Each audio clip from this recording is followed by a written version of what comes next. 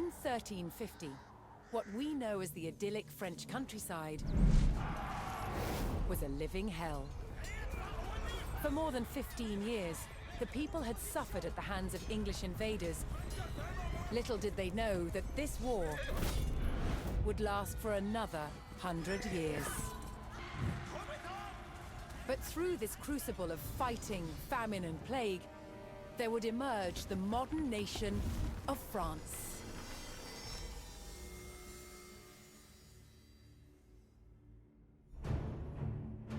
England's King Edward III looked jealously across the English Channel. Wanting France for his own, he had added the fleur-de-lis, the symbol of France, to his own royal standard. This was an all-out declaration of war. And in 1337, he invaded. But France already had a king, Philippe VI. As the English burned their way across the land, Philippe's army and his legendary knights marched to meet them and came face to face with the English longbow. A simple weapon, but the most devastating the knights had ever faced. The heroes of France fell to storms of English arrows. The war engulfed the French countryside. By 1351, the conflict was focused on Brittany. One fight stands out as a spectacular display of chivalry and a symbol of the wider conflict between the two enemy nations.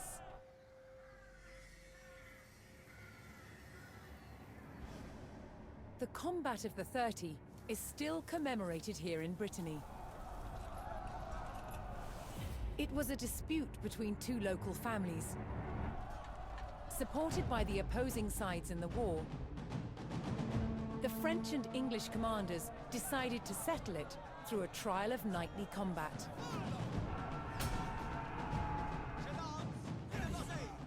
Each side would choose 30 champions to fight on neutral ground.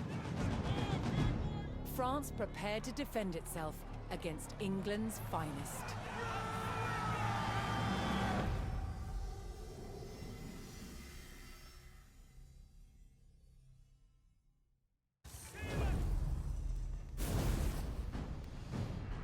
After victory at the Combat of the 30, the French faced devastating raids from England's Black Prince. But France's King John II was closing in. Jean finally caught the English near the city of Poitiers in September 1356.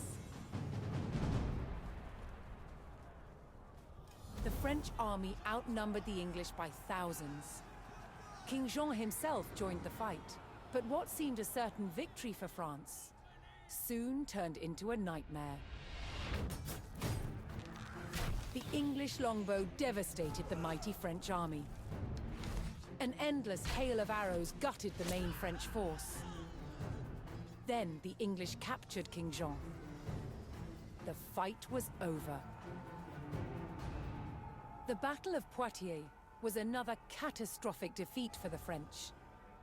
The English had destroyed most of France's nobility in a single day. Now they turned their attention towards taking the French capital, Paris.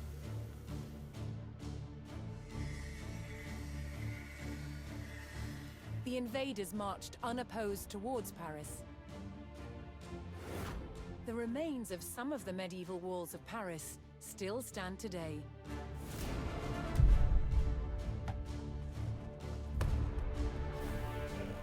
As the English army approached, the terrified locals sought shelter behind these defenses.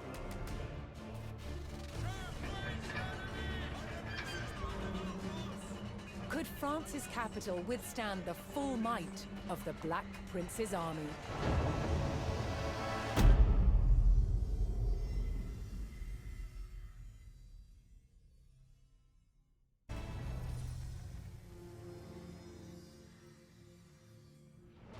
The walls of Paris held out against the English onslaught. England's King Edward and the Black Prince abandoned the siege.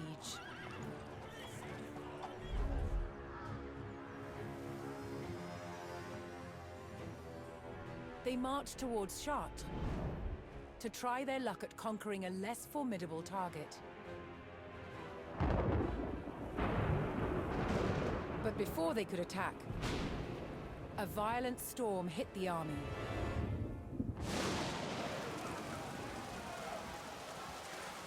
Killing 1,000 English soldiers in a tempest of hail and freezing winds.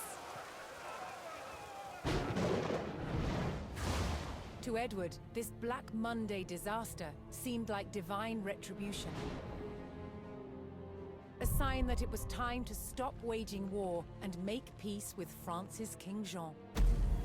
But even as peace between kings was reached, the people of France were still living in bloodshed and turmoil.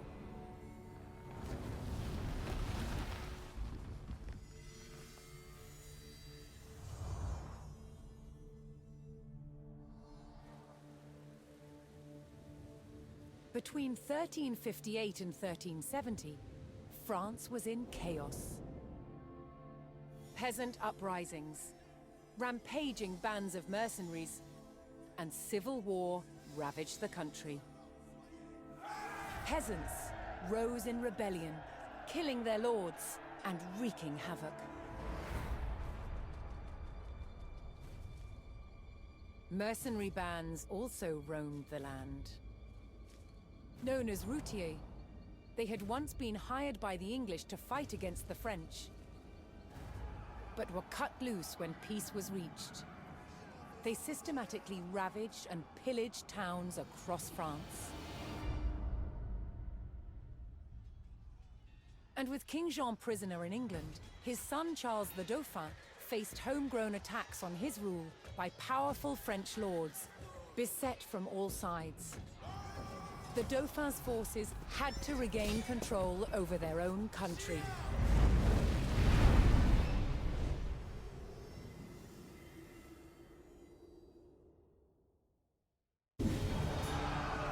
With rebels and raiders eliminated at Cocherel, King Charles V faced one last threat to France: the relentless English invaders. Word arrived that the English army was weak and scattered, divided by infighting. The king quickly directed his army to chase down the old enemy of France at Pont-Valin.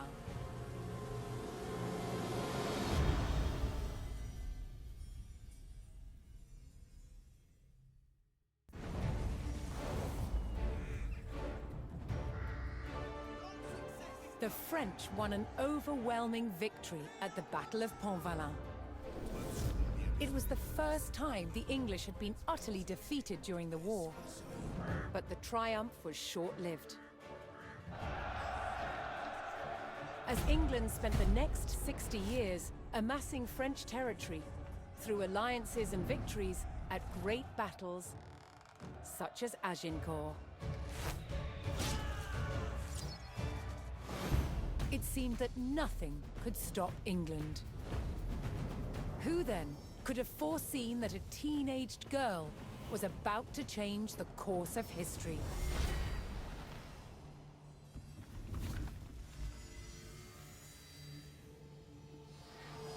In 1429, France was in dire straits. Nowhere was it more evident than the besieged city of Orléans. The city was completely surrounded by English-held forts. But just a few days' ride away, here in Chinon, there was potential help.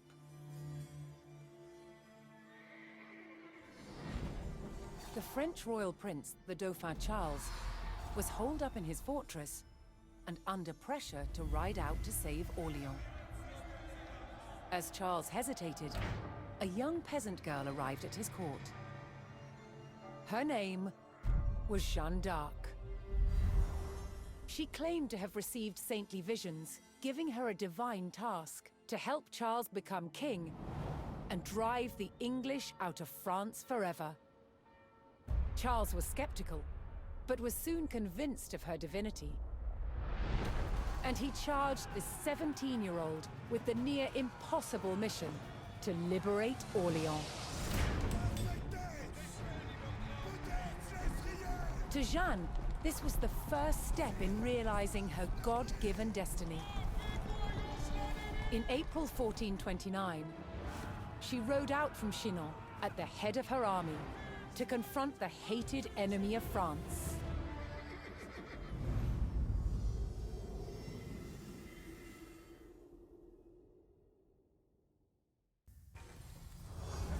Jeanne d'Arc had liberated Orléans and put the English army to flight. However, as the English retreated, they became an obstacle for Charles the Dauphin. He needed a clear path from Chinon to Reims, where he would be crowned king. Nearing the town of PATAY, the English sought to regroup. But Jeanne d'Arc and her French army were closing in.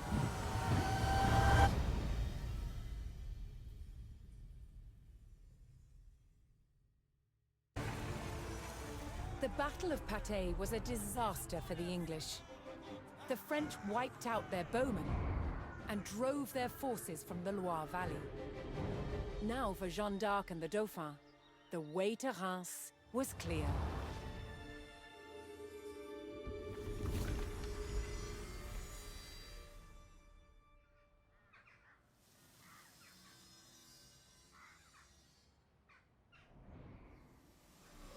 The Maid of Orléans rode with the Dauphin through the streets and was at his side when he was finally crowned King Charles VII of France. But less than 2 years later,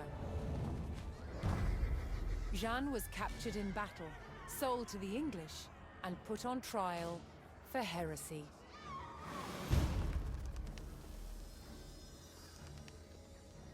She spent 6 months locked in a dungeon, awaiting her fate.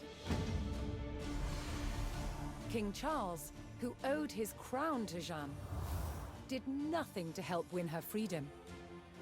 She was found guilty. On May 30th, 1431, Jeanne d'Arc was brought here, to the old market square in Rouen, where she was burned at the stake. She was 19 years old. But what the Maid of Orléans started could not be denied.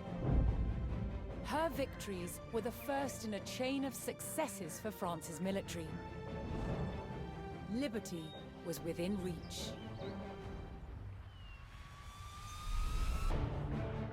Thanks to the leadership of two brothers, Jean and Gaspard Bureau, the French army became experts in the use of artillery, transforming it into a disciplined, modern fighting force. In 1448, King Charles was ready to make a major move against the English. He vowed to retake Normandy.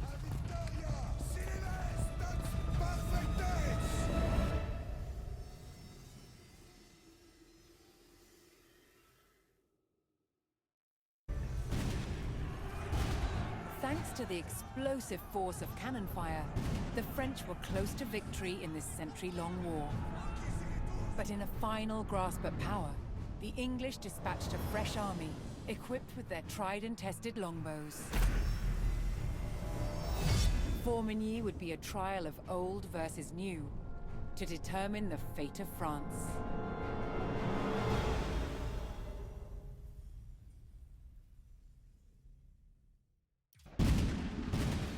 At Formigny, the roar of cannon fire sounded the death knell for England's ambitions in France. King Charles and the Bureau brothers did not let up on the offensive, and in 1453, the English retreated across the Channel. France was finally at peace. More than 100 years had passed since the first English chevauchés had scorched the land.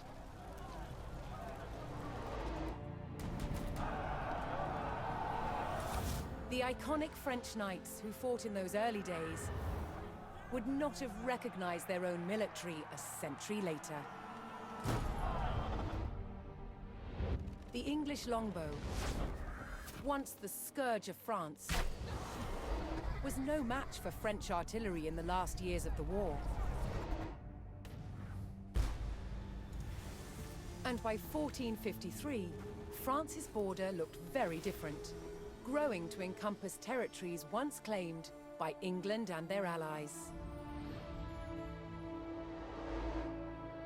After enduring a century of conflict, France emerged as a transformed nation. The country and its people had persevered and unified into a kingdom that could defend itself.